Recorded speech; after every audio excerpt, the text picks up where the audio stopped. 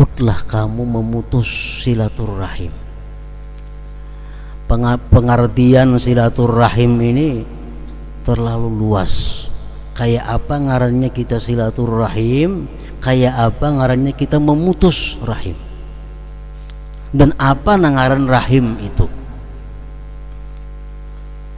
Menurut para ulama yang kuat pendapat adalah rahim itu artinya keluarga, baik pihak abah, baik pihak mama, baik dangsanak kita, baik anak dangsanak, baik sepupu atau selebihnya, pokoknya keluarga. Nah itu ngarannya rahim. Baik nang boleh nikah lawan kita atau nang kada boleh nikah. Tapi kalau kita ingat, tahu bahwa ini ada hubungan keluarga, iya keluarga ngarannya. Sepupu dua kali itu masuk rahim. Nah lalu pengertian memutus silaturahim, para ulama mengatakan pengertian memutus silaturahim itu ada dua. Pertama, berbuat jahat kepada rahim, berbuat jahat kepada keluarga, berarti memutus silaturahim. Yang kedua, pengertian memutus silaturahim itu tidak berbuat baik kepada keluarga, memutus silaturahim juga ngarannya. Para muhibbin rahimakumullah, makin parak hubungan keluarga lawan kita, makin ganal dosanya bila kita putuskan. Keluarga yang paling parak lawan kita abah mama kita.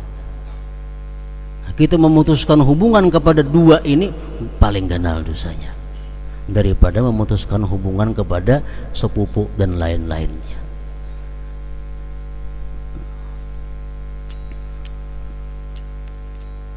Kalau kita umpamanya disarui oleh sepupu kita, kita kada datang.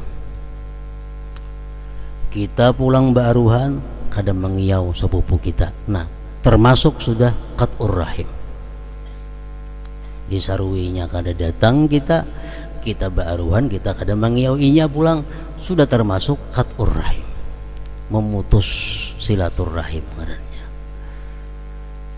Atau memberikan sedekah, memberikan hadiah, orang lain diberi duit, keluarga kada diberi duit, qat'ur rahim, memutus silaturahim. Zakat, nah, orang fakir miskin nah diberi zakat, tapi sudah sepupu anak kemanakan marina kada diberi zakat, padahal mereka berhak untuk dapat zakat. Ini qat'ur rahim, memutus rahim. Dan ancaman agama terhadap orang yang memutus rahim ini sangat besar. Para muhibbin rahimakumullah, Rasulullah bersabda, innar rahmata la tanzilu ala qaumin fihim qati'u rahim. Rahmat Allah tidak turun atas satu kaum yang di situ ada orang memutus tali silaturahim, apalagi orangnya. Sekampungan itu kada dapat rahmat kalau di kampung itu ada orang yang memutus tali silaturahim tadi. Lawan marina kada betaguran umpamanya, lawan anak kemanakan kada betaguran, memutus silaturahim. Abdullah bin Mas'ud, beliau kalau hendak ceramah di suatu majelis diumumkan dahulu, adakah sini yang memutus tali hubungan keluarga? Bilanya ada, mohon keluar, bebaik dahulu hanya datang ke sini. Sebab ujasidin rahmat tidak akan turun kepada kita kalau di tengah-tengah kita ada orang yang qati'ur rahim ini. Dia mun kada betaguran lawan keluar, baik para turun ke pengajian, orang lain tahu umpat kada dapat rahmatnya.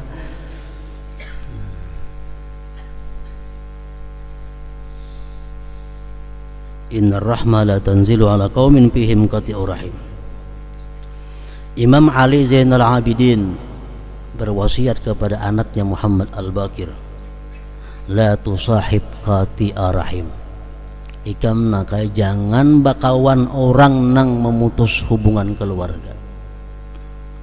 Karena aku dapati orang yang memutus hubungan keluarga itu dilaknat Allah dalam Al-Quran beberapa kali.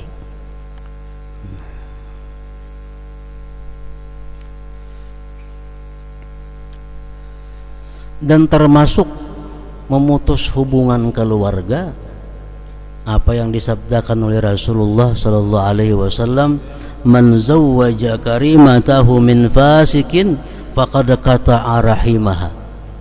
Siapa-siapa yang mengawinkan putrinya dengan orang fasik berarti dia memutus hubungan keluarga.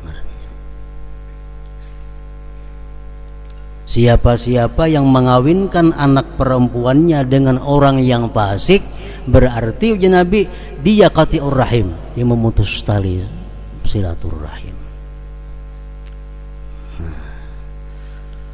Jadi tapak berpilih benar, maka nang calon minantu nih apakah termasuk orang fasik atau kada? Sebab bila kita menerima lamaran ini orang fasik berarti kita dilaknat oleh Allah Subhanahu wa taala. Sudah dilaknat oleh Allah Subhanahu wa taala. Bahkan Imam Ghazali mengatakan orang yang menerima lamaran orang fasik kepada anaknya bukan hanya dia memutus tali silaturahim tapi merusak agamanya sendiri. Jadi maka itu bini-bini jangan hendak mencari pasangan nang orang fasik itu, dan nang beisi anak bini-bini pun jangan sampai mengambil minantu lawan nang orang fasik ini. Orang nang melakukan riba itu fasik, orang nang suka minum arak fasik, orang nang korupsi fasik, banyak fasik itu. Orang yang suka menipu fasik. Bila kita mengawinkan anak perempuan kita dengan orang fasik, kita termasuk qati'ur rahim, orang yang memutus hubungan keluarga. Dan kanak-kanak pun, remaja-remaja pun hendak bebini atau hendak balakin itu wajib taat kepada orang tua. Jangan orang tua kada merestui lari. Nah, tajun. Ini kita kada bisa membayangkan satu keluarga yang hidupnya dilandasi dengan durhaka kepada orang tua. Pernikahan yang ada direstui oleh orang tuanya berarti kita membangun satu rumah tangga di atas durhaka kepada orang tua. Pasti rumah tangga ini akan hancur. Pasti rumah tangga ini akan dikutuk oleh Allah Subhanahu wa ta'ala. Jadi bagaimanapun persetujuan daripada kedua orang tua itu merupakan syarat utama untuk mencari jodoh pasangan hidup itu, supaya rumah tangga ini menjadi rahmatan wasakinatan mawaddatan dan sebagainya itu. Para muhibbin rahimakumullah, innallaha kana 'alaikum raqiba. Sesungguhnya Allah adalah atas kamu itu mengintai. Tadi Allah menyuruh takwa, Allah mengintai. Allah melarang memutuskan silaturahim, Allah mengintai. Allah bukannya menyuruh kada mengawasi lagi, kada. Allah menyuruh dan mengintai. Innallaha kana 'alaikum raqiba. Nah, sesungguhnya Allah atas kamu selalu mengintai. Dimanapun kita berada, kada akan lepas daripada intaian Allah Subhanahu wa ta'ala.